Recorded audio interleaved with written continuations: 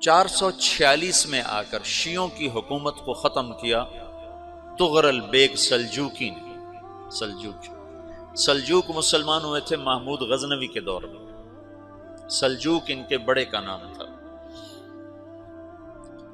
تو ایک دفعہ محمود غزنوی نے سلجوق سے پوچھا اگر مجھے تیری مدد کی ضرورت ہو تو کتنے آدمی پیش کر سکتے ہو؟ تو اس نے ایک تیر دیا، کہا یہ ایک تیر ہے میرا،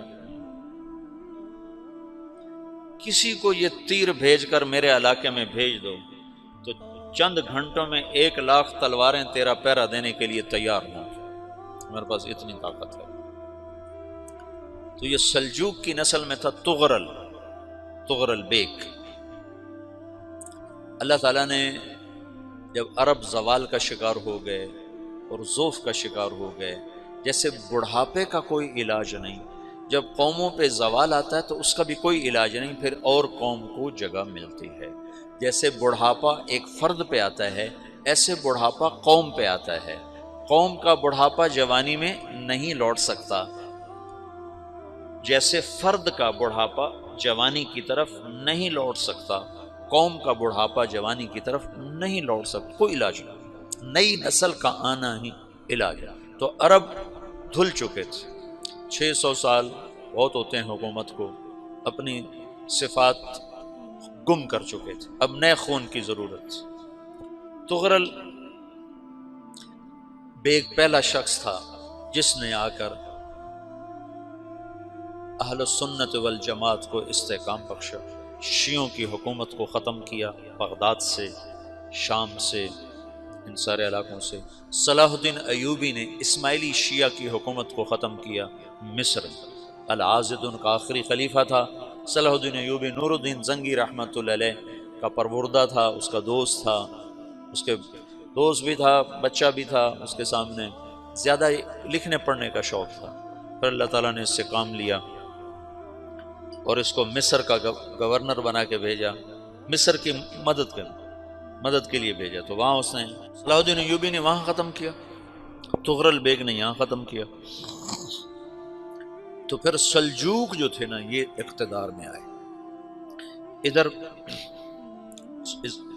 ختم ہو گئی سلطنت بنو عباس کی، مصر ایک چھوٹی سی ترکوں کی سلطنت۔ تو اللہ تعالیٰ پھر مرکزیت کے لیے ایک نظام چلایا، دو لشکر آپس میں لڑ رہے ہیں ایک میدان میں، ایک جنگلی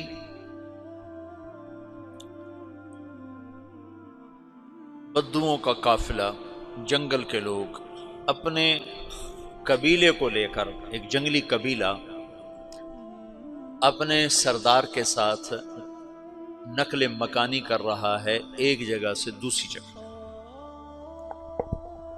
اللہ کا نظام کہ یہ لوگ چلتے چلتے چلتے اس وادی میں پہنچ گئے جہاں جنگ ہو رہی ہے، دو لشکر آپس میں لڑ رہے ہیں۔ جب یہ وہاں پہنچتے ہیں تو ایک لشکر کے قدم اکھڑ رہے ہیں اور دوسرا غالب آ رہا ہے۔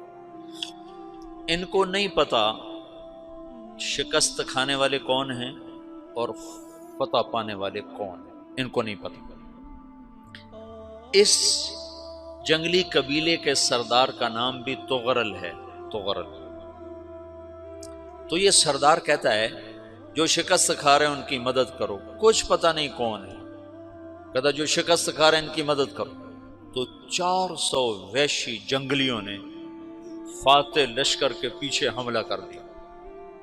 وہ تو ایک کافی ہوتا تھا، 400 دوڑ جب تلواریں پڑیں تو چند لمحوں میں نقشہ بدل گیا، بھاگنے والے جم گئے اور جمنے والے بھاگ پڑے۔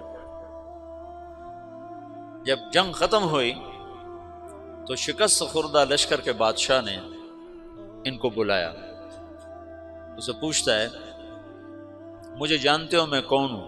کہا نہیں۔ کہا تو تم نے میری مدد کیوں کی؟ کہا انسانی ہمدردی کی وجہ سے، تمہیں شکست ہو رہی تھی اس لیے تمہاری مدد کی۔ پھر اس نے اپنا تعارف کرایا، میں ہوں سلیمان سلجوقی، ترکی کا بادشاہ۔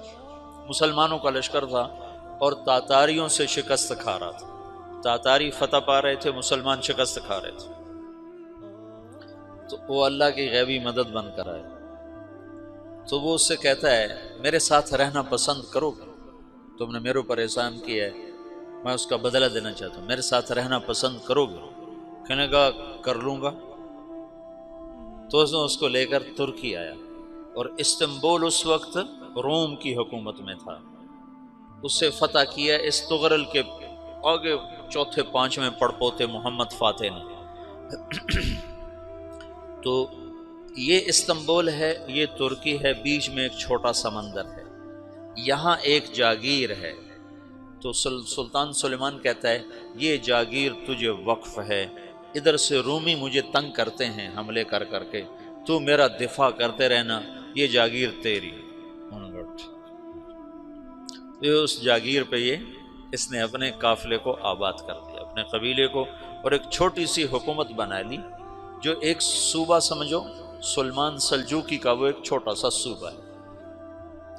وہاں جب یہ رہ پڑا تو پھر یہ ایک شیخ کے بیعت ہوتا ہے، وہاں شیخ طریقت ہے، ان کے یہ بیعت ہونے جاتا ہے، وہ اس کو رات اپنے پاس ٹھہراتا ہے، تو ایک کمرے میں ان کو ان کا خادم ٹھہراتا ہے۔ یہ جب کمرے میں جاتا ہے تو سامنے دیوار میں طاقچے پر قرآن پڑا ہوا ہے، تو یہ تغرل بیگ کہتا ہے یہ کیا ہے، یہ کیا ہے؟ تو وہ خادم کہتا ہے یہ کتاب اللہ ہے، قرآن ہے۔ اچھا، وہ اس کو وہاں چھوڑ کے باہر چلا جاتا ہے۔ وہ دیہاتی آدمی، جنگل کا رہنے والا، پہلی دفعہ زندگی میں قرآن دیکھا، وہ کہتا ہے یہ قرآن ہے، اللہ کی کتاب ہے، میں اللہ کی کتاب کے سامنے سو جاؤں، کتنی بے ادبی ہے۔ تو اس نے ایسے قرآن اٹھایا اور سر پہ رکھ لیا اور کھڑا ہو گیا، ساری رات قرآن سر پہ رکھ کے کھڑا رہا۔ رات کے پچھلے پہر اس کو خواب آیا، کھڑے کھڑے اس نے دیکھا کہ اس کی پشت سے ایک چاند نکلا اور شیخ کی بیٹی کے سینے میں جا کے اتر گیا۔ پھر اس لڑکی کے سینے سے ایک درخت نکلا جو پھیلتے پھیلتے پھیلتے 3 بر اعظم پہ چھا گیا، افریقہ پر، یورپ پر، ایشیا پر۔ پھر اس کی آنکھ کھل گئی، وہ کھڑا ہوا ہے، تو اس نے صبح یہ خواب اپنے شیخ کو سنایا، تو انہوں نے اپنی بیٹی اس کے نکاح میں دے دی۔ اس بیٹی سے ایک بچہ پیدا ہوا، تغرل بیگ نے اس کا نام رکھا عثمان، عثمانی ترک نام سنا ہوا، جو میں نے کل بتایا تھا کہ 1924 میں وہ خلافت ختم ہوئی۔ تو ایک بیٹا پیدا ہوا عثمان۔ عثمان نے پھر ایک نئی اسلامی حکومت کی بنیاد رکھی جو 1924 تک چلتی رہی، کوئی 800 سال یہ حکومت چلی۔ تو حکومت کا شیرازہ بکھرا، لیکن پھر جڑ جاتا تھا، پر وہ قرن اول والا جوڑ کبھی نہ پیدا ہوا، ٹکڑے بن گئے۔ ان ٹکڑوں میں اللہ لوگ پیدا کرتا رہا جو دعوت دیتے رہے، دعوت زندہ رہی۔ جو تربیت کا نظام تصوف کے ساتھ تھا، اب وہ تبلیغ کے ساتھ۔ السلام علیکم دوستوں، اگر آپ کو ہماری ویڈیو پسند آئی تو لائک کریں اور چینل کو سبسکرائب کریں اور ساتھ ہی بیل آئیکن پہ کلک کر دیں۔